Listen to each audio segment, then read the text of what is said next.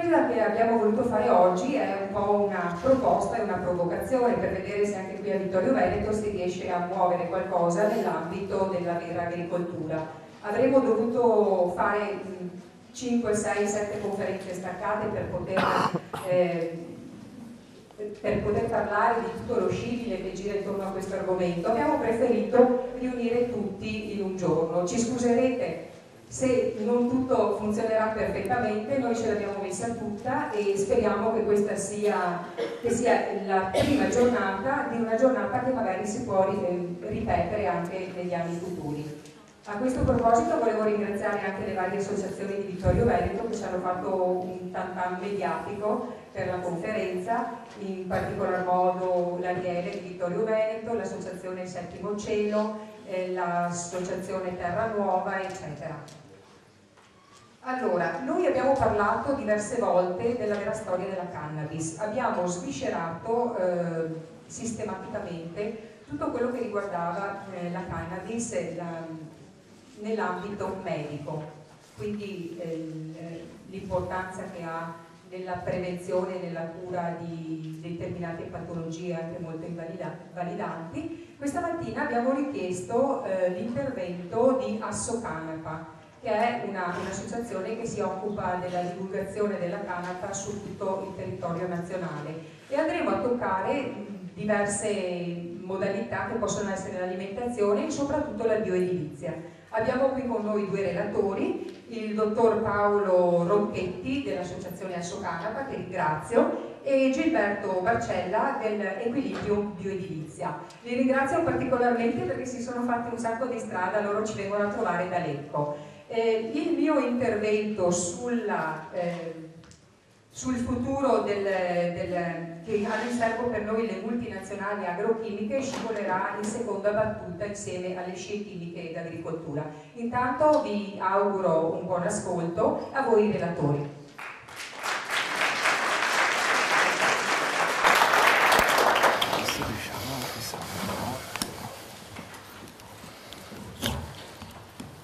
Si sente? No, non si sente. Sì, buongiorno a tutti, ringrazio prima di tutto l'associazione Bellatrix per averci invitato e per averci dato la possibilità, per darci la possibilità di parlare di un tema che nel 2011 e negli ultimi anni, ma soprattutto quest'anno, sta diventando sempre più interessante, sempre più, diciamo, se ne parla sempre più spesso. Io mi chiamo Paolo Ronchetti, ho un background di tipo economico, diciamo dopo l'università ho avuto anche la possibilità di passare 4 anni all'estero, in Irlanda, prevalentemente nel Regno Unito, dove sono andato ad approfondire con ricerca post-universitaria i temi dello sviluppo sostenibile inizialmente e dopodiché quelli che chiaramente sono legati alla sostenibilità e allo sviluppo sostenibile, quelli che riguardano le applicazioni industriali della canapa, in particolare quelli dell'edilizia.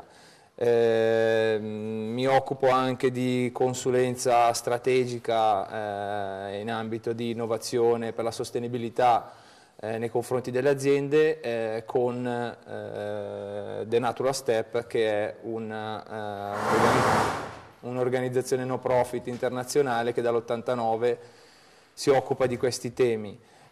Oggi io sono qua in veste di diciamo, rappresentante di Assocanapa, che è, come diceva Francesca prima, un'associazione, un coordinamento per la canapicoltura in Italia. Assocanapa ha sede a Carmagnola in Piemonte e da ormai 15 anni si occupa di tutti gli aspetti che riguardano sia l'agricoltura, quindi tutto quello che è il seme, la coltivazione, nonché la trasformazione e le diverse applicazioni della canapa nell'industria e sul mercato. Da gennaio, poi concludo con questa introduzione, abbiamo dato vita, dico io e il mio socio Gilberto Barcella, abbiamo dato vita a Equilibrium. Equilibrium è una startup, un'azienda che ha individuato nell'edilizia, nella bioedilizia, l'applicazione necessaria per trainare quello che è lo sviluppo della canapa in Italia. Chiaramente non ci siamo arrivati per caso qua, ci siamo arrivati, come ho detto, dopo 4 anni di ricerca e sviluppo e di studio di quello che è il mercato all'estero, e vedrete dopo che probabilmente abbiamo imbroccato la strada giusta. Diciamo, una cosa che va detta per cominciare sulla canapa è che spesso e volentieri quando si parla di canapa, sapendo che l'Italia era il secondo produttore di canapa fino agli anni 50 dopo la Russia, e quindi volumi molto molto importanti, dopodiché tutto in un certo senso si è fermato perché per motivi economici altre risorse o comunque altri materiali, visto che l'Italia aveva il primato per la qualità della fibra tessile della canapa, altre risorse, altri materiali come le fibre tessili sintetiche hanno avuto la meglio. Quindi non crediamo che si tratti di discorsi che si fanno spesso, di cospirazioni, di intrighi vari, ma il motivo che secondo noi non ha permesso alla canapa dopo gli anni 50 di svilupparsi è stato un motivo prettamente economico. Oggi si sente spesso parlare di canapa come una risorsa per il futuro dell'agricoltura, per il futuro dell'industria. Noi con le informazioni che abbiamo a disposizione, con quello che stiamo vedendo e che stiamo facendo sul mercato, riteniamo che non si tratti più di futuro, ma si tratti di presente. Oggi la canapa, sia a livello nazionale ma soprattutto a livello internazionale, sta assumendo un ruolo che non ha precedenti. Come tutti sappiamo, le risorse che noi utilizziamo e che abbiamo utilizzato negli ultimi 50 anni, che derivano da fonti fossili, stanno iniziando ad essere non più economiche, quindi un ciclo si sta chiudendo. Negli anni, dagli inizi Novecento, risorse fossili hanno avuto la meglio su quelle naturali, sulle risorse naturali, vegetali. Oggi si sta un po' ribaltando la situazione. Quindi non più, secondo noi, non più parlare di futuro della canapa, ma di presente. E adesso vedremo anche perché siamo convinti di questa cosa. Per chi non conoscesse la canapa è una pianta molto interessante, è una pianta, una risorsa, perché è forse l'unica pianta dalla quale si possono ricavare così tanti prodotti finiti, così tanti prodotti che poi dopo vanno sul mercato. Si parla di 25.000, alcuni parlano di 25.000 prodotti diversi. Qui in questa immagine si vedono alcuni degli utilizzi. Partendo in basso a sinistra si vede il canapulo, che è la parte legnosa dello stelo di canapa. Uno dei cui usi è proprio quello per la lettiera, per gli animali e i cavalli da corsa, perché assorbe molta umidità e non contiene polveri, non è appetibile agli animali e quindi è un materiale molto interessante per gli animali. I semi di canapa vanno ad essere utilizzati nell'alimentazione, quindi in campo nutraceutico, quindi sia dal punto di vista nutriente che dal punto di vista farmaceutico. I fiori di canapa, quindi prodotti che contengono anche THC, usi terapeutici, probabilmente già ne avete parlato, l'associazione Bellatrix ha già parlato degli usi terapeutici della canapa. Semi ancora, quindi semi alimentari senza contenuto THC, uso alimentare in una vastissima gamma di prodotti che vanno dalla birra, dal cioccolato, dalle farine. Qui davanti abbiamo alcuni esempi di prodotti realizzati da Assocanapa con il seme di canapa, quindi seme da mangiare, seme decorticato ancora per uso alimentare, farine, olio di semi di canapa, e dopo vedremo un approfondimento, con le fibre di canapa, la carta di canapa è un materiale molto molto interessante, molto resistente. Le banconote francesi sono sempre state fatte su carta di canapa, la dichiarazione di indipendenza degli Stati Uniti è stata fatta su carta di canapa, impiego tessile, fibre di canapa, fibre lunghe, quindi fibre ad alta qualità, molto molto interessanti dal punto di vista tessile, ed hanno, come dicevo prima, avuto un ruolo importantissimo nel passato e stanno ricominciando ad averlo nel presente. Cosmetica, prodotti derivati ancora dal seme di canapa, dall'olio di seme di canapa, edilizia, pannelli a bassa densità per l'edilizia, fibra di canapa per realizzare dei pannelli isolanti leggeri, e ancora il canapulo, quindi lo stesso materiale che abbiamo visto inizialmente per utilizzo lettiera per cavalli, e sta diventando un materiale molto molto interessante, unito a un legante di calce per realizzare muratura, così come isolamento di ogni tipo per pareti, contropareti, tetto, sottotetto e sottofondo. E dopo il mio collega, il mio socio Barcella, Gilberto, farà un approfondimento su tutto su tutti quelli che sono gli impieghi in edilizia del canapulo su cui stiamo lavorando. Qui ancora, vabbè, qualche dettaglio su gli impieghi, quindi prodotti finiti per tutti quelli che sono le parti della pianta che vengono utilizzate, quindi ancora le fibre lunghe, la plastica, come ho detto la carta, edilizia, geotessile, il seme, come ho detto pasticceria, olio, cosmetica, mangimi, integratori alimentari, il nucleo legnoso, quindi il canapulo, lettiere per animali, isolamento termico, costruzione col biocomposito di canapa e calce, che è il materiale a cui noi abbiamo battezzato Natural Beton, ed infine la pianta intera per combustibile, alcol. Forse questo è l'uso meno interessante, perché non sfrutta tutti quelli che sono le varie parti della pianta.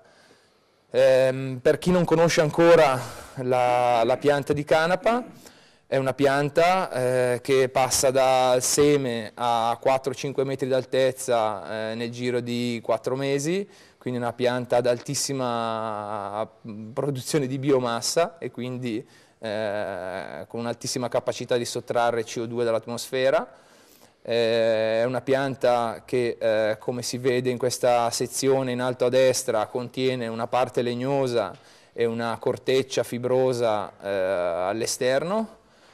Corteccia, quindi fibra, che viene utilizzata sia per uso tessile che per uso tecnico, quindi industria, e parte legnosa che viene utilizzata, come abbiamo visto prima, lettiere animali e edilizia. In base a come il seme la densità con cui viene seminato il seme, le piante crescono più o meno in altezza o più o meno diciamo in fusto, e qui ancora dipende dall'impiego che io ne faccio della canapa. Se il mio obiettivo è quello di ottimizzare quello che è la qualità della fibra, seminerò i semi di canapa ad alta densità, quindi le piante iniziano ad andare in competizione tra di loro per la luce, quindi cresceranno in altezza. Se il mio obiettivo è quello di ottimizzare la produzione del seme o del fiore di canapa, quindi per uso terapeutico e farmaceutico, coltiverò varietà di canapa diciamo particolari, che non sono quelle stesse per l'uso tessile, con una densità più bassa, in modo da ottimizzare quello che è il fusto e quello che è la produzione di seme e di fiore. Solitamente diciamo per utilizzare, quindi piantare delle varietà e ottimizzare la produzione sia di seme che di canapulo che di fibra tecnica, ci si arriva con un compromesso, quindi con varietà particolari, con una densità particolare. Queste sono altre due immagini proprio che danno l'idea di quanto la pianta possa crescere in altezza. Io sono alto quasi 2 metri e queste piante arrivano a 4 metri, e questa non è una coltivazione nemmeno italiana, quindi in Irlanda, dove il clima non è così favorevole come il nostro. Quindi in Italia abbiamo delle varietà come la Carmagnola, come la Futura, che sono varietà autoctone che crescono veramente, diciamo che sulle quali c'è un passato e una storia di altezze fino a 4, 5, 6 metri. Alcuni aspetti ambientali molto interessanti della canapa, che magari dal punto di vista agricolo possono essere, diciamo, uno spunto per chi qua si interessa di agricoltura. Diciamo, prima di tutto una pianta è estremamente resistente, non ha bisogno di fertilizzanti e pesticidi per crescere e quindi a livello economico non richiede costi input elevati come scusate, altre culture come il mais ad esempio. Quando cresce è una pianta che pulisce il terreno, quindi assorbe ed estrae tutto quello che è materiali pesanti, metalli pesanti che ci sono nel terreno, comunque sostanze tossiche che ci sono nel terreno. Non richiede l'uso di erbicidi, come si vedeva prima nelle immagini, le piante competono tra di loro per il sole e per la luce e con le foglie, diciamo, non permettono al sole di arrivare a terra e quindi tutte quelle che sono piante infestanti erbacee non riescono a crescere, quindi vengono automaticamente eliminate. La biomassa, comunque quando la pianta viene defogliata, va ad aggiungere sostanze nutrienti al terreno, quindi il terreno non si impoverisce mai, anzi è dimostrato che essendo la canapa una pianta da rotazione, tutto quello che viene coltivato dopo la canapa ha una resa maggiore rispetto a una situazione in cui se non ci fosse stata la canapa prima come pianta che diciamo rigeneratrice. Altra cosa interessante, le radici che restano nel terreno vanno ulteriormente ancora ad aumentare la capacità del terreno di essere produttivo, perché comunque mantengono il suolo compatto e areano il terreno. Come dicevo prima, un concetto interessante è la capacità della canapa di estrarre, sottrarre, sequestrare CO2 dall'atmosfera. Un albero impiega 80-100 anni a raggiungere le dimensioni, diciamo, delle dimensioni importanti, quindi anche un albero crescendo con la fotosintesi clorofilliana assorbe, cattura CO2 dall'atmosfera e diciamo, la immagazzina in quello che è diciamo, la massa, il legno dell'albero. La canapa questa cosa la fa in pochissimo tempo e quindi tutti gli impieghi che io faccio della canapa, soprattutto della parte legnosa della canapa, in particolare nell'edilizia, rendono il prodotto finale, al posto che un ciclo produttivo che emette CO2 nell'atmosfera, di fatto la sottrae. Ci sono studi francesi e inglesi, e a breve li avremo anche in Italia, che dimostrano che un edificio costruito in legno in canapa è un edificio che ha un bilancio negativo di CO2, quindi al posto che emettere CO2 nell'atmosfera per tutto quello che riguarda l'estrazione delle materie prime, la trasformazione delle materie prime, il processo produttivo, la realizzazione dell'opera, infine lo smaltimento dei materiali, mentre tutti i materiali, mentre tutte le tecniche costruttive tradizionali hanno emissioni di CO2 altissime, la costruzione in canapa sono negative, quindi diventa un metodo per andare a combattere quelli che sono i cambiamenti climatici. Ed infine capacità della pianta di crescere a qualsiasi latitudine. Io ho visto un'azienda che produceva olio di semi di canapa e quindi semi di canapa in Finlandia. Quindi rendiamoci conto di quanto sia una pianta che può crescere, può andare veramente a risolvere problemi o situazioni che abbiamo in tutto il mondo. Per quel che riguarda, devo fare giusto una... Sì, per quel che riguarda Asso Canapa, diciamo che Asso Canapa negli ultimi anni, come dicevo prima, ha ottimizzato tutto quello che è la fase agricola della coltivazione della canapa. Oggi non ci sono più dubbi, non ci sono più problemi, non ci sono più colli di bottiglia, tra virgolette, su quel che riguarda la produzione del seme, la semina, la raccolta della pianta. Oggi Assocanapa si sta impegnando particolarmente nel fare chiarezza dal punto di vista normativo su quello che è tutta la burocrazia che riguarda la coltivazione della canapa. Oggi in Italia, così come in Europa, ci sono alcune varietà di canapa legalmente coltivabili, sono varietà che hanno un contenuto di THC, e THC, per chi non sapesse, è il principio attivo che è contenuto in tutte le varietà di canapa, e quando supera un certo livello diventa, tra virgolette, tossico oppure farmaceutico da un altro punto di vista. Le varietà legalmente coltivabili oggi in Europa e in Italia hanno un contenuto di THC sotto lo 0,2%, ma tuttavia a livello locale, quando l'agricoltore decide di coltivare questa pianta e quindi deve andare a dichiarare alle forze dell'ordine dove ha acquistato il seme, dove lo sta coltivando, quindi fornire coordinate GPS del terreno,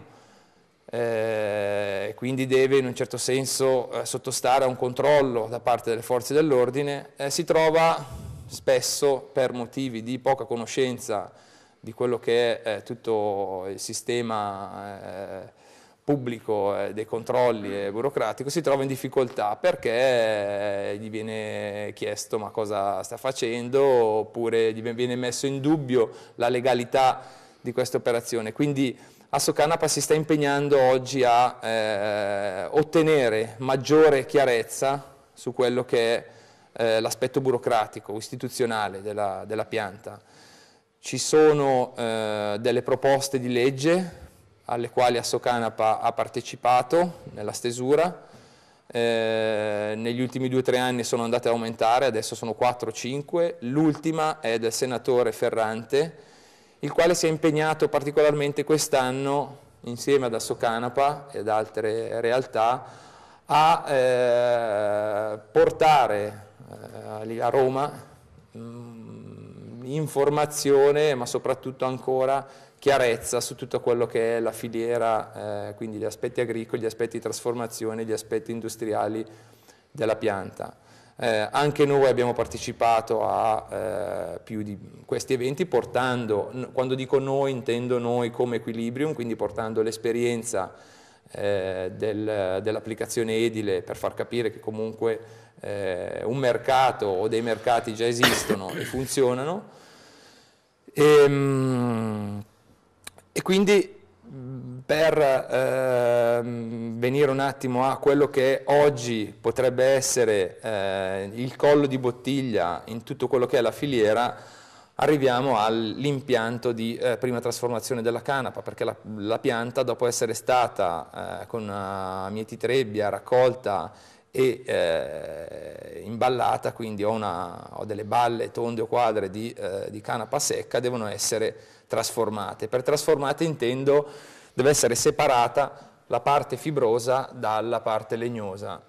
Assocanapa l'anno scorso ha inaugurato il primo impianto di prima trasformazione in Italia, è un impianto che è stato brevettato da Assocanapa ed è stato realizzato grazie anche al contributo della Regione Piemonte, ed è un impianto che funziona in 3 stadi. Qua si vedono alcune foto, una parte iniziale di alimentazione in cui le balle di canapa entrano nella macchina, vengono sciolte, le bacchette di canapa entrano in una parte centrale dove ci sono dei rulli meccanici che spezzano la bacchetta, fanno cadere quello che è il legno nella parte inferiore, che poi dopo esce e viene insacchettata, come si vede qui sulla destra, mentre la parte fibrosa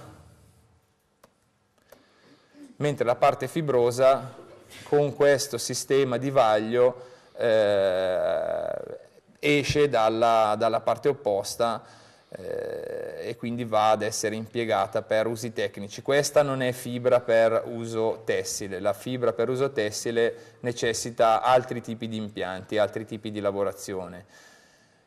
Qua si vede come questo macchinario viene alimentato, ed è stato scelto di alimentarlo con un trattore proprio perché si ritiene che questo tipo di lavorazione è un tipo di lavorazione che deve essere effettuato dall'agricoltore, dal consorzio di agricoltori a livello locale, senza quindi dover andare a trasportare del materiale molto leggero e che quindi andrebbe a subire tutti quelli che sono i costi di trasporto, ma quindi l'agricoltore o il consorzio agricoltori riuscirebbero a valorizzare ulteriormente il prodotto e quindi a spuntare maggiori, diciamo, un prezzo maggiore di vendita rispetto che a vendere una materia che è ancora prima e non è un semilavorato.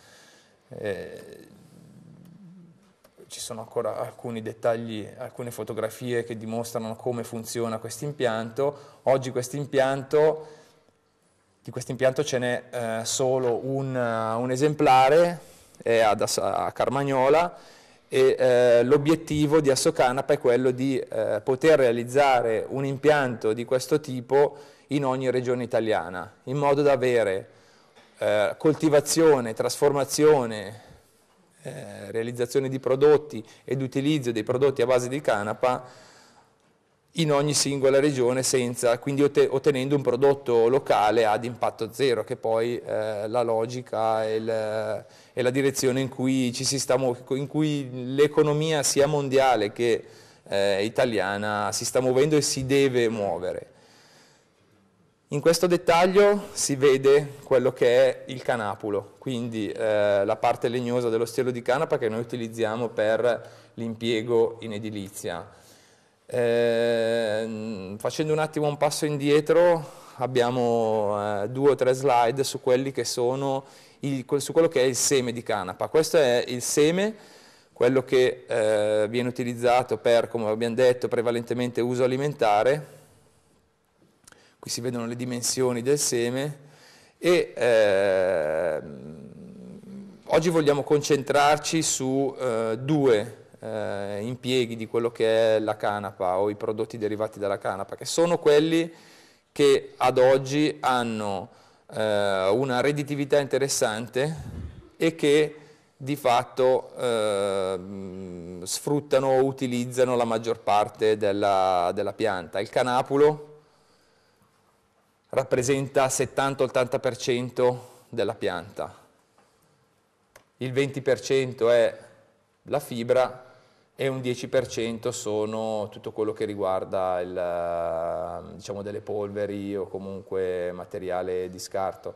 Il seme è un altro elemento della pianta che non ho incluso in questa divisione, quindi 70-80%, 20 e 10, perché comunque non fa parte dello stelo della canapa, ma è un prodotto, diciamo, aggiuntivo che viene venduto sul mercato ed ha degli impieghi interessanti. Quali sono le proprietà del seme di canapa? Il seme di canapa è interessante da, secondo me, 3 punti di vista. Uno, il contenuto di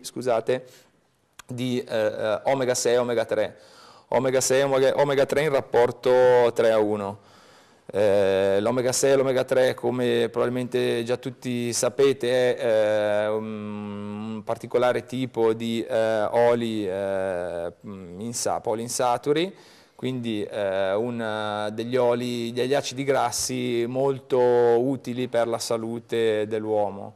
Un'altra caratteristica è l'alto contenuto di proteine, e l'unione quindi di questi elementi, chiaramente anche delle vitamine, l'unione di queste caratteristiche porta l'olio di semi, il seme di canapa e quindi tutti i prodotti derivati dal seme ad essere un prodotto, come ho detto prima, nutraceutico, quindi sia molto nutriente.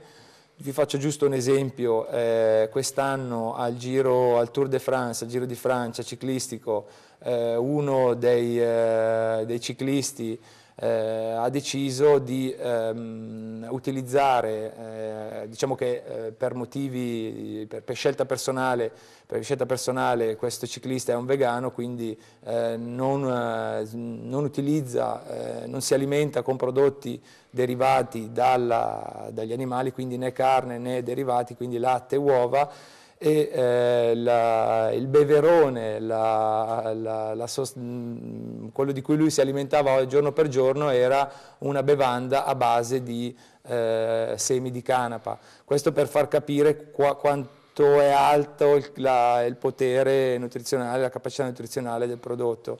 Dal punto di vista terapeutico, anche qua ci sono medici che in Italia prescrivono quello che è l'olio di seme di canapa, comunque il seme di canapa nei suoi derivati, sia ai bambini che agli adulti, e la funzione prevalente che assolve l'olio di seme di canapa è quella di andare a ridurre ogni tipo di infiammazione, che sia del sistema digerente, che sia del sistema quindi cutaneo, oppure che sia del sistema respiratorio. Funziona molto di più come, diciamo, prevenzione, oltre che a funzionare anche come cura. Questi medici, ad esempio uno in particolare, consiglia di assumere l'adulto un cucchiaino di olio di semi di canapa al giorno, quindi la quantità di un cucchiaino di olio di semi di canapa al giorno, per mantenere un livello del sistema immunitario forte, in modo che ci si preserva da tutte quelle che sono infiammazioni, malattie di raffreddamento, eccetera.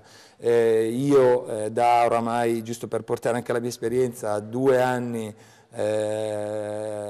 assumo questa quantità e posso dire che di fatto non ho particolari problemi dal punto di vista di salute, e anche tutto quello che è un raffreddamento, soprattutto in questa stagione che inizia con mal di gola e una tosse, un raffreddore nel giro di 2 giorni mi passa. Poi che io abbia magari un sistema immunitario più forte rispetto ad altre persone, però anche le persone che mi circondano, che hanno iniziato ad utilizzare questo prodotto, mi danno lo stesso tipo di riscontro, e quindi anche, diciamo, ripeto, tutto quello che viene letto e tutto quello che si dice lo si può sperimentare su se stessi. Qui ho elencato alcuni esempi delle malattie che l'olio di semi di canapa previene e cura, e come vedete l'ampiezza è enorme, quindi si parla da malattie respiratorie, asmatiche, infezioni respiratorie, a, come dicevo prima, problemi di tutto quello che di tutto quello che è la pelle, a problemi di quello che è l'apparato digerente, a cose un attimino anche più serie come artrosi, artrite reumatoide, disturbi di sclerosi multipla, malattie autoimmuni, perfino anche al discorso del cancro, dei tumori. A questo punto passerei la parola al mio collega Gilberto Barcella, che andrà a diciamo, parlare e soprattutto far vedere, perché su questo argomento abbiamo tanto materiale, abbiamo trovato tanta esperienza, su quelle che sono le applicazioni della canapa in bioedilizia, in particolare del Natural Beton, che è un biocomposito realizzato con canapulo, quindi parte legnosa dello stelo di canapa, e un legante a base di calce e additivi naturali.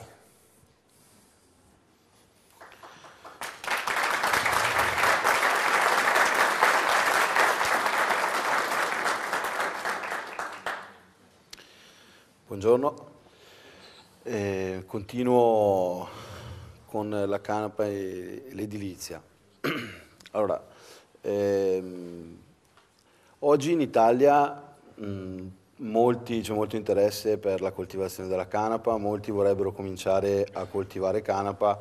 Negli ultimi 15 anni ci sono stati dei tentativi, di gente anche con risorse importanti, che però non hanno avuto un successo. si è coltivata la canapa, alcuni sono riusciti anche a trasformarla, sono arrivati con un prodotto sul mercato, ma che poi però ha trovato difficoltà. E le difficoltà sono state il fatto di avere dei materiali, cioè dei prodotti buoni, ottimi per tanti motivi, ma poco concorrenziali. E questa è una cosa importantissima perché uno può avere il terreno, può ottenere il know-how per coltivare la canapa, si può anche investire in un impianto di trasformazione, non è impossibile, ci sono progetti magari di finanziamento agevolato, pubblici oppure anche risorse di privati, ma il problema fondamentale è vendere il prodotto. Il prodotto per essere venduto deve essere concorrenziale e ci deve essere bisogno di quel prodotto. L'edilizia da sempre è, per i numeri che ha, un settore molto importante nell'economia italiana e non solo italiana. Il fatto che oggi risenta in generale della crisi cioè uno oggi pensa all'edilizia magari in modo non positivo per le problematiche che come tutti i settori stanno percorrendo, però la canapa è una risorsa che risolve tantissimi problemi all'edilizia. Quindi la prima cosa fondamentale è l'edilizia ha bisogno della canapa. Ne ha bisogno perché? Innanzitutto per il discorso di risorsa prima sostenibile, con un bilancio di CO2, di produzione di CO2 negativo, e che è uno dei problemi importantissimi nell'edilizia, perché costruire una casa oggi, il problema di inquinamento non è legato solo a quanto consumano gli impianti, dipende anche da che materiale ho utilizzato e quanta CO2 ho prodotto per produrre questi materiali. Oltre anche a come poi vengono posati questi materiali, al ciclo di produzione, all'industria e all'installazione. La canapa, per la sua semplicità e proprio per il fatto che coltivata, dopo passata negli impianti di prima trasformazione, arriva questo inerte, questo legno spezzettato, non ha bisogno di essere cotta come la terra cruda, che per fare i mattoni bisogna cuocerla, piuttosto che il cemento, piuttosto che i derivati del petrolio. Non c'è un ciclo produttivo industriale per arrivare il materiale in cantiere. Dal contadino arriva in cantiere ed è pronto per essere utilizzato. Questo è importante anche per una questione economica, quindi costa poco. E questo la rende interessante anche da quel punto di vista. Per la prima volta un materiale naturale non costa il doppio. Oggi tutto quello che è bio ed è fantastico, non tutto, però spesso costa di più, giustamente per tanti aspetti, però lo rende inaccessibile o comunque non così scalabile. Questo è un biocomposito di canapa e calce, quindi una miscela di canapa e calce, costa come una miscela di poco di meno di una miscela di sabbia e cemento. Oggi che la canapa non è coltivata e quindi importiamo la canapa dalla Francia, piuttosto che quel poco che in questo anno sta arrivando come prodotto finito. Poco perché? Perché i numeri per l'edilizia sono immensi, cioè il volume di materiali che consuma l'edilizia sono veramente importanti e quindi anche quei 100 ettari, 200 ettari che oggi sono coltivati in Italia non bastano per soddisfare il lavoro che abbiamo cominciato solo da un anno e i pochi cantieri che stiamo facendo. Nonostante quindi l'importazione è interessante, è vantaggiosa economicamente rispetto agli altri. Un'altra cosa fondamentale è il bisogno, cioè l'edilizia negli ultimi 5-10 anni ha posto l'accento sul risparmio energetico, più per il consumo degli appartamenti e degli edifici che non per il tipo di materiale che ho utilizzato per ristrutturare o per costruire. Quello diciamo è una cosa in più di cui ci siamo accorti noi e che riteniamo importante noi. Però negli ultimi 10 anni abbiamo cominciato a sentir parlare di classi energetiche di un edificio, di A, B, C, piuttosto che di un aumento dei tipi di muro che non dovevano più avere solo una caratteristica di autoportanza o di struttura o di durata, ma dovevano avere anche una caratteristica isolante. Oltre ai cappotti, si è passati da 10 anni fa, 15 anni fa, a dei cappotti, che sono gli isolamenti che vengono fatti sui muri interni o esterni delle case, da 3-4 cm di polistirolo a utilizzare il polistirene per spessori sempre più importanti. Oggi c'è un cappotto, bene o male, di 12 cm, 10 cm, perché si voleva diminuire il consumo degli edifici. Cosa è successo? È successo che innanzitutto sono aumentati i costi di questi materiali e in prospettiva tenderanno ad aumentare sempre di più, perché i derivati del petrolio, sia per il trasporto che per mancanza di risorsa, costeranno sempre di più, come la benzina o il gasolio. Seconda cosa, non risolvono i problemi, cioè abbassano il consumo energetico dell'appartamento, ma creano un sacco di effetti collaterali. Il primo e il più importante secondo noi è la sindrome dell'edificio malsano. Io vado a mettere questo isolante tutto intorno, impedisco all'umidità di uscire dalla casa, sia quella che il muro, soprattutto se sono costruzioni a sassi, che quindi non hanno fondazione isolata e quindi assorbono umidità dal terreno e lo rilasciano dalle pareti. Se vado a mettere un cappotto all'esterno, l'umidità la rilasciano all'interno. Oltre a quella che viene prodotta all'interno dalla cucina, dall'essere umano che vive all'interno, se non riesce a uscire va a mettersi sui muri oppure tra gli interstizi tra l'isolante e il muro, oppure se ho usato 4 tipi di materiali diversi per fare un muro, in quelle ci sono le condense interstiziali che provocano muffe, quindi cattiva aria che viene respirata all'interno.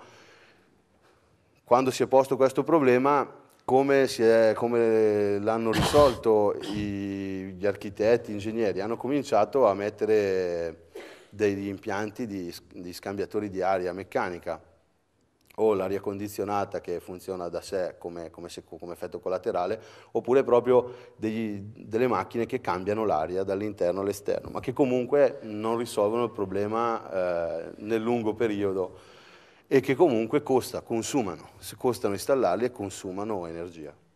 Quindi per questo, perché la canapa? Perché la canapa è un materiale traspirante, ha un alto potere isolante, ha un lambda 0,04 la canapa, solo il legno senza calce, quindi uguale alla fibra di legno, al sughero per capirci, o leggermente superiore al polistirene e al polistirolo. Però veicola il vapore, anzi lo assorbe, cioè lei sta bene se c'è un po' di umidità, quindi va a risolvere tutti i problemi di condense che ci sono sul muro e all'interno dell'appartamento.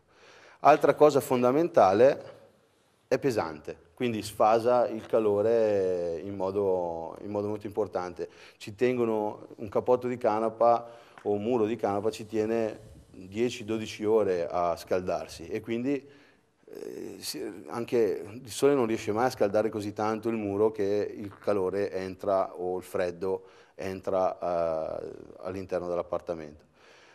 Tra le caratteristiche c'è l'isolamento acustico che ha delle ottime prestazioni,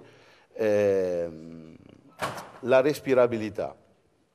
È vivo, un muro, un cappotto in canapa e calce è come avere una parete viva, perché? Perché assorbe e rilascia l'umidità, è un deumidificatore. D'inverno, quando andiamo a mettere le vaschette sui caloriferi con dentro l'acqua per umidificare la casa, se abbiamo un muro fatto in canapa non abbiamo più bisogno di farlo, perché lui rilascia, quando si secca l'aria all'interno, rilascia l'umidità che ha incorporata. Quando d'estate c'è l'afa con un'umidità elevata, all'interno dell'abitazione ho l'effetto opposto, lo trattiene e quindi ho un'umidità più bassa e un percepito del fresco in maniera molto più confortevole. La calce che è nel biocomposito, perché uno pensa, ma st'acqua che entra nel muro esce nel muro, la calce è un antibatterico naturale, quindi anche quello che respiriamo, al contrario delle muffe che generano aria cattiva da respirare, e quindi malattie respiratorie, eccetera, la calce sterilizza l'acqua e quindi oltre a umidificare mantiene anche pulita e sana l'aria. Altra cosa fondamentale che è riciclabile. Io sgretolo quel mattone che vedete lì, oppure un muro fatto in canapa e calce, lo butto nella betomiera, ci metto un po' di acqua, ci metto un po' di calce e lo rigetto lì. Se mio figlio non gli piace la casa che gli ho lasciato in eredità, quando io non ci sono più, la distrugge e la ricostruisce con lo stesso materiale e non c'è nessun problema dopo 30-40 anni. Quindi tutte queste cose rendono questo materiale molto interessante. Il basso costo e la necessità che ci sia un materiale così che non ha concorrenti, perché ci sono tanti diversi materiali che tutti insieme hanno le sue caratteristiche.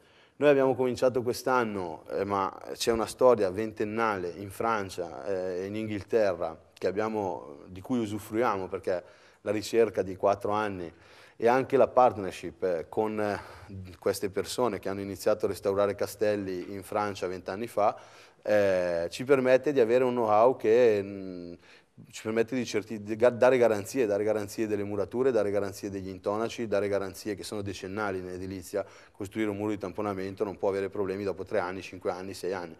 Non solo diamo queste garanzie con tranquillità perché c'è una storia dietro, ma riteniamo proprio per come funzionano questi materiali, quindi che la calce e la canapa non hanno paura, non hanno problemi con l'acqua, di ritornare alla costruzione più prima di degli ultimi 100 anni, dove le case stavano su qualche centinaia d'anni e non avevano bisogno di manutenzione dopo 20 anni o 30 anni, proprio perché l'acqua, gli agenti atmosferici in qualche maniera li distruggevano.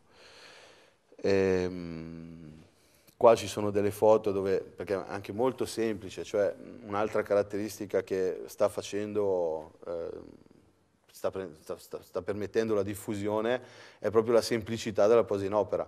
Un muratore in 2 giorni di training è subito in grado di fare tutte le lavorazioni, dal cappotto al muro all'intonaco. Questo ad esempio è un cappotto esterno. Questi sono cappotti esterni con una struttura in legno, un'ossatura in legno per sostenerli. Questo è un esperimento, il primo esperimento che abbiamo fatto ad Abbadia, dove abbiamo messo a punto questo tipo di muro a secco. Questo è un pavimento. Qui ci sono immagini, questa è una casa costruita in legno, canapa e calce. È interessante perché così con 3 materiali, legno, canapa e calce, costruisco dal vespaio fino al tetto, non ho più bisogno di materiali chimici o derivati. La domanda è giusta, è un legante, è un sacchetto di calce, che noi genericamente diciamo calce, ma di fatto è un mix tra calce aerea, che è quella che permette che stabilizza il legno praticamente, perché uno pensa ma il legno può essere attaccato, marcisce, così. La canapa è un vegetale che contiene tanto silicio e quindi quando incontra la calce aerea si mineralizza e quindi il legno diventa di fatto un piccolo sassolino di minerale. Però la calce aerea non è sufficiente per legare, non lega, è polvere, rimarrebbe comunque un materiale non autoportante, non diventerebbe come il mattone. E allora da lì si aggiunge in questa miscela una percentuale di calce idraulica naturale, NHL5, NHL3,5, sulla naturalità della calce. In Italia c'è un problema, ci sono delle ditte come Tassullo, come Terragena, come anche altre, però la calce idraulica, dire che è naturale in Italia, anche se è NHL3 o NHL5, non è proprio così vero, diciamo. È un buon prodotto. Però una percentuale c'è di quella, noi stiamo lavorando per sostituirla con della pozzolana, perché riteniamo più naturale la cosa, e in Italia soprattutto è molto disponibile. Poi ci sono delle percentuali di gesso, di coccio-pesto e di additivi comunque naturali per fissare le polveri, comunque è una miscela, non è che prendo il sacchetto di calce idraulica, ma prendo dei sacchetti di malta già pronta, già premiscelata, per comporre. Oppure posso prendere sacchetto di calcidrata, sacchetto di calce idraulica, sacchetto di pozzolana e fare un mix, però diventa antieconomico, è più facile lavorare con il sacchetto già pronto. C'era un problema di costo però questo, cioè, rispetto a farsi la mano. Ma allora dipende da che lavorazione dobbiamo fare, nel senso, esatto, io ho detto è possibile mischiarlo in cantiere perché non è una cosa impossibile, però il sacchetto premiscelato è interessante perché costa meno sia a livello di manodopera che di posa. Adesso noi abbiamo cominciato a industrializzare il meccanismo, nel senso che c'è un impianto che miscela, invece di arrivare i sacchetti, arrivano i bilici di calce nei silos, la canapa arriva in cassoni e viene miscelata aumentando la produzione. Da 2 persone possono fare 10 metri cubi in un giorno con una miscelatrice e una betoniera, quindi per un piccolo lavoro va bene. Se devo costruire i muri di un perimetrale di una casa che mi servono 50 metri cubi, è meglio ovviamente far arrivare il materiale già miscelato. La cosa interessante è che la calce non è come il cemento, che ha un tempo di reazione veloce. In un giorno il cemento è duro, la calce ci tiene qualche giorno e quindi ci sono delle ore di tempo da quando viene miscelata a dove viene trasportata. Da Bergamo serviamo tranquillamente tutta la Lombardia, ma anche Verona, per dire, se dovesse servire del materiale si può pensare di miscelarlo e di farlo arrivare. Questa è una struttura a telaio in legno che è fatta tutta, come dicevo prima, con 3 materiali. Questo è un intonaco decorativo, lo chiamano i nostri amici francesi, perché le pagliuzze, insomma, a chi piace questo è un muro con i biomattoni, che anche questi stiamo iniziando a produrli in Italia. E qua ci sono un po' di foto, di applicazioni, cappotti interni, pavimenti addirittura vengono fatti col biomattone. Per quello che riguarda l'impiantistica, per tutte le problematiche sono collaudate, quindi si sposa tranquillamente con qualsiasi tipo di impianto che ci sia oggi. La cosa interessante è che a parità di costo o comunque spendendo anche qualcosa di meno c'è la possibilità di realizzare case passive o case in classe A senza l'utilizzo di impianti, grosse spese per l'impiantistica. Ad esempio noi abbiamo fatto un intervento adesso a Casatenovo, una casa progettata in classe B. Il cliente molto orientato, non voleva i materiali tradizionali per completarla, ha fermato il costruttore ai cementi armati e ci ha chiesto di fargli un preventivo, un intervento. Mettendo i nostri muri e sottofondi e quindi completando la casa con la canapa calce, la certificazione della casa è passata da classe B a classe A senza il fotovoltaico, senza il geotermico, quindi con impianti normali, basici, che poteva ottenere una classe B al massimo. Ha ottenuto una classe A, perché? Perché il muro, il K, la dispersione, è passata da 0,22 a 0,23, che è il muro in Poroton con il cappotto che costa sui 100 euro a metro quadrato che troviamo classico, a un K di 0,14, quindi 7 punti sotto, 8 punti sotto, che praticamente la fanno casa passiva. Di fatto non spenderà niente di riscaldamento, spenderà solo dal punto di vista per la produzione di elettricità. Altra cosa che è importante nell'edilizia costruire con questo materiale è il comfort abitativo e l'energia anche dell'ambiente, che cambia completamente, perché è difficile da spiegare. È più facile quando si entra in una casa o in un cantiere fatto così percepire questo, che non è documentabile. Ci sono degli chalet in Svizzera, ad esempio, altra cosa fantastica che posso aggiungere sull'utilizzo di questo materiale nell'edilizia è il fatto dell'abbattimento della curva di calore. Cioè, normalmente si misura di un materiale il lambda, che è la caratteristica di conducibilità termica che ha. Questo alla fine con una formula, con un calcolo, ti dice che un muro fatto di 30 cm di questo materiale perde tot potenza di calore per metro quadrato all'ora. E la canapa, quando viene testata con una legge 10, quando il termotecnico fa i calcoli, il riferimento che viene tenuto conto, che viene preso in considerazione, è il lambda. Però ci si è accorti che costruire un muro di 20 cm di canape calce, che darebbe una dispersione di calore di tot watt all'ora, in realtà non funziona così. Non è l'unico parametro per valutare quanto calore perde. Perché? Perché costruendo negli anni ci si è resi conto, in condizioni un po' estreme, un po' particolari, tipo lo chalet in montagna a 1800 metri, che il materiale interrompe l'escursione termica della temperatura. In montagna a gennaio fuori ci sono meno 10 gradi, l'acqua nei tubi dentro dovrebbe gelare se non mantengo acceso il riscaldamento.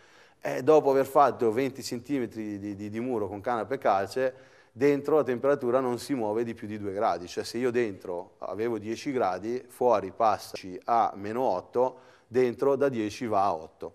E quando sale la temperatura a 30, dentro va al massimo a 10-11. Questa cosa non è spiegabile con le misurazioni di parametro normale. E questo perché succede? L'hanno capito, dimostrato gli inglesi, l'Università di Bath, stiamo aspettando la pubblicazione di questo lavoro, di questo dottorato, che praticamente il muro è vivo, cioè l'acqua all'interno, l'umidità all'interno, in questi micropori che ha il legno di canapa, continua a evaporare e condensare, cioè se c'è calore evapora, condensa continuamente, a livello proprio micro, e questo interrompe la curva del calore. L'energia si ferma lì, dopo 3-4 centimetri non riesce a passare. E questa è una cosa che appena viene dimostrata, cioè una volta che ci sarà una pubblicazione scientifica, cioè darà un'ulteriore accelerazione all'utilizzo di questo materiale. Per concludere, perché è importante l'edilizia? Perché per chiunque voglia pensare di cominciare a coltivare la canapa, per noi è molto difficile, improbabile che un territorio possa coltivarla e trasformarla se prima non si è fatto un minimo non si è creato un minimo di domanda sul mercato. Quindi far conoscere, perché anche questa collaborazione con Assocanapa Equilibrium, perché c'è un win-win, c'è una partnership che rinforza il ripristino della filiera, oltre che andare a portare beneficio anche all'edilizia e tutto quanto. Ma è fondamentale perché se in una regione si vuole pensare di cominciare a coltivare la canapa, il primo passaggio secondo noi è cominciare a istruire e a sviluppare il discorso di consumare il canapolo nell'edilizia. Se si crea questo, sicuramente quando poi vado ad avere il materiale a disposizione non fallisco perché non so chi venderlo o comunque perché non sono concorrenziale. Questo secondo noi dovrebbe innescare un vortice positivo, perché abbassando i costi poi di mantenimento di un'azienda che fa trasformazione o coltivazione diventa più interessante il seme in seconda battuta subito. Quindi oggi un sacchettino di seme da 200 grammi mi costa 7,5 €, è difficile, cioè, con tutte le proprietà che ha, però deve costare di meno per poter essere interessante sul mercato. Se io ho già un ritorno dal canapolo che è il 70-80% della pianta, si abbassa anche il costo del contadino che mi chiede il seme e di conseguenza la farina, di conseguenza, e poi un giorno si spera anche la fibra, perché altra cosa, la canapa è sempre associata alla fibra. Oggi è la cosa meno interessante dal punto di vista economico, perché le altre fibre costano ancora meno. In prospettiva ci sarà questa inversione, ritornerà importante la canapa anche dal punto di vista tessile e di fibra, ma prima bisogna fare in maniera che questa sia data ragione dai numeri, dal mercato, e poi dopo ci sarà sicuramente tutto lo sviluppo. Quest'estate Ho visitato un produttore della Toscana che probabilmente è associato, forse lo conoscete, adesso non mi sfugge il nome. Comunque, allora noi abbiamo visto il suo campo di canapa, eccetera, eccetera. Diceva, quando io ho raccolto questo materiale in valle, devo praticamente spedirlo a Torino. Allora aveva fatto un po' di conti, siccome giustamente come avete detto voi, il canapulo la canapa in genere è leggerissima, no? Però ha un volume spaventoso alla fine. Certo. Cioè, io devo inviare un camion, un tir, eccetera, eccetera, che mi costa l'ira di Dio per inviare in peso poco materiale, insomma. E io così avevo, ma in parte l'avete anche già detto, la soluzione di questo problema secondo me sarebbe proprio quella di fare dei consorzi, non so, tipo le olive vengono frante in un frantoio da più produttori, e cioè il fatto di, adesso è positivo sicuramente l'obiettivo che vi siete posti come si chiama, di fare un impianto ogni regione, però mi sembra sarebbe un po' pochetto, insomma, in prospettiva. Sì, sì. Ecco, questa era un po' la considerazione. Grazie. Sì, comunque condividiamo totalmente con quello che ha detto. Si deve partire da qualche parte, bisogna partire. Oggi l'unico impianto a disposizione è in Piemonte. Non ha alcun senso coltivare canapa in Toscana o in Veneto per poi andarla a trasformare in Piemonte. Quello che oggi serve è, proprio come diceva lei, e proprio avrei detto la stessa cosa, far sì che gli agricoltori interessati alla coltivazione della canapa si uniscano in consorzio e insieme pensino da una parte alla coltivazione, dall'altra alla trasformazione, ma ancora meglio alla destinazione del prodotto. Quindi al posto che partire dal seme e dire io coltivo e poi cosa faccio, parto dal punto di arrivo e in ottica a ritroso dico ok, per arrivare qua, per soddisfare questa domanda di seme alimentare e di canapulo per l'edilizia, servono 200, 300, 400, 500 ettari, come li coltivo, come li trasformo e come li coltivo. Quindi eventualmente serve un impianto di trasformazione, insieme si fa l'investimento, si ottengono i finanziamenti che servono se la liquidità non è disponibile e si inizia poi tutto quel percorso, ma già sapendo che l'output, quindi alla fine del processo produttivo, quello che il consorzio produce va ad essere destinato ed è già in un certo senso acquistato. Noi ad esempio con Assocanapa ci impegniamo ad acquistare quantitativi di canapa importanti e diamo in un certo senso la certezza che entro, diciamo, i 6 mesi acquistiamo quel materiale, e questo ordine lo aggiorniamo ogni trimestre, in modo che sia anche semplice per il consorzio o il trasformatore della canapa programmare quello che è la coltivazione dell'anno successivo e i volumi di quello che saranno i periodi successivi. Oggi noi siamo gli unici ad acquistare canapulo per l'edilizia e lo stiamo acquistando tutto, e siamo una start-up, quindi abbiamo alcuni cantieri in corso, sia di nuova costruzione che prevalentemente di ristrutturazione, perché è dove il bisogno reale esiste, quindi andare a portare edifici esistenti che sono classe energetica molto bassa a una classe energetica accettabile. Ma questa situazione non può andare avanti per molto tempo, perché ci sarà a breve, e io a breve dico l'anno prossimo, necessità di quantitativi di canapulo che solo l'impianto di Assocanapa e le superfici che vanno ad alimentare questo impianto non saranno sufficienti per soddisfare. Quindi il lavoro che noi stiamo facendo come Assocanapa, ma anche come Equilibrium, perché questa partnership è una partnership chiave, perché stiamo insieme da una parte come Assocanapa organizzando quelli che sono i diversi consorzi, diverse realtà in Italia interessate, quindi si cede il know-how, si cede tutto quello che è l'informazione tecnica da una parte, agricola dall'altra, e noi come Equilibrium stiamo organizzando un network in Italia sotto forma di licenza con i quali ci interfacciamo direttamente con le imprese e gli artigiani, ai quali facciamo un corso di formazione, come diceva il mio collega, 2-3 giorni, perché la cosa è abbastanza semplice come introduzione, in modo da renderli indipendenti a livello locale e dando anche a loro un'esclusiva territoriale per andare a applicare quelli che sono i nostri sistemi e i nostri materiali. In quel modo, secondo la nostra, in un certo senso, strategia, modo di vedere quello che succederà nei prossimi 6, 12, 18 mesi, sarà possibile far partire entrambe le cose, quindi l'edilizia traina e l'agricoltura, la trasformazione segue e non viceversa. C'era un'altra domanda? In effetti voglio fare una domanda.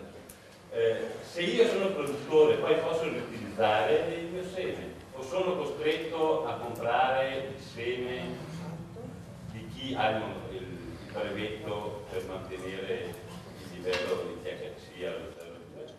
Sì, la logica non è tanto come quella delle aziende produttrici di seme multinazionali che brevettano una varietà e in un certo senso obbligano il contadino ad acquistare seme anno dopo anno direttamente da una fonte e quindi da un monopolio. La cosa per quel che riguarda la canapa è un attimino più libera. Chiunque, qualsiasi azienda che già per oggetto sociale produce seme può iniziare a moltiplicare il seme, quindi ci sono queste varietà che non sono brevettate perché comunque sono varietà autoctone italiane o francesi, quindi non appartengono a un'azienda.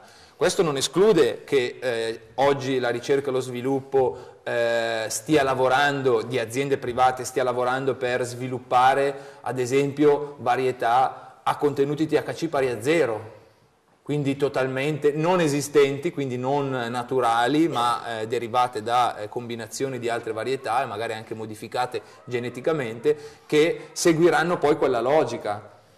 Però ad oggi la coltivazione della canapa esce da quella logica. Io sono un'azienda agricola che, come ho detto prima, per oggetto sociale mi occupo di riproduzione del seme, vado in Francia, acquisto il seme e nel giro di 3 anni sono in grado di vendere seme sul mercato e vendere seme certificato. Dico 3 anni perché la riproduzione del seme della canapa non è così semplice, bisogna passare da 3 fasi diverse per arrivare dal seme iniziale al seme coltivabile dall'agricoltore. Per togliere il THC, ma a livello alimentare no, non ne variano, di sicuro ne variano le proprietà generali. Io non sono d'accordo a livello personale nell'andare a modificare un qualcosa che già esiste in natura, soprattutto per la cosa assurda di togliere THC, perché se c'è THC in tutte le varietà di canapa, un motivo ci sarà. Alcune ne hanno a livello elevato e quindi hanno un impiego di un certo tipo e quindi un impiego farmaceutico, altre ne hanno un livello millesimale, ma comunque quel livello millesimale un fattore, un'importanza, un contributo a quello che è l'aspetto nutrizionale della salute ce l'ha di sicuro, perché come abbiamo visto prima tra le proprietà del seme di canapa e quindi dell'olio di seme di canapa e quindi prodotto legalmente commercializzabile, ci sono anche tutto quello che riguarda malattie importanti come la sclerosi multipla, come il tumore, e quindi per analogia si arriva a dire che anche il minimo contenuto di THC che c'è nel seme, che comunque il seme non contiene THC, però la corteccia del seme assorbe un attimino di quel millesimo di THC che c'è nel fiore della pianta e quindi quella pochissima quantità va a contribuire. Quindi la risposta è non so se una varietà diciamo sviluppata in laboratorio a contenuto 0 di THC possa andare a creare problemi a livello o comunque a ridurre le capacità nutrizionali e terapeutiche dell'olio di seme di canapa. Di fatto sì, lo va a ridurre, certamente. Buongiorno, sono Roberta Ili, vengo da Ferrara. Volevo chiedere un'informazione tecnica. Per quello che riguarda il mattone di canapa, è sufficiente fare un cappotto alle pareti o bisognerebbe fare un cappotto anche al pavimento? È importante, dipende dallo stato della casa. Allora, guarda, stiamo parlando di una casa in sasso. Perfetto, perfetto. Allora, se la casa ha già vespaio, quindi se è già stato fatto un vespaio e c'è un pavimento che uno non vuole rompere, va bene così, nel senso che il vespaio comunque area e risolve la risalita di umidità da terra. Noi quando si può, quando c'è da fare invece un intervento perché il vespaio non c'è o non è sufficiente perché o comunque non mi risolve i problemi di umidità di risalita, lo facciamo, preferiamo farlo con la canapa perché oltre a risolvere il problema di umidità molto meglio che un vespaio areato, risolve anche il problema termico, che non è fondamentale nell'economia, magari a livello economico è più importante, riduco di più la spesa del riscaldamento coibentando il tetto, il sottotetto o il cappotto, però un contributo lo dà anche la terra fredda. È importantissimo dal punto di vista dell'umidità, perché tutti i problemi di muri di umidità di risalita che un muro di quel tipo dà all'interno, quindi muffe sul primo metro in bagno e poi andiamo a prendere prodotti o pitture o intonaci, ma che poi in 2 anni ci ritroviamo sempre da capo. In quel caso lì è interessante anche un 20 centimetri, sì.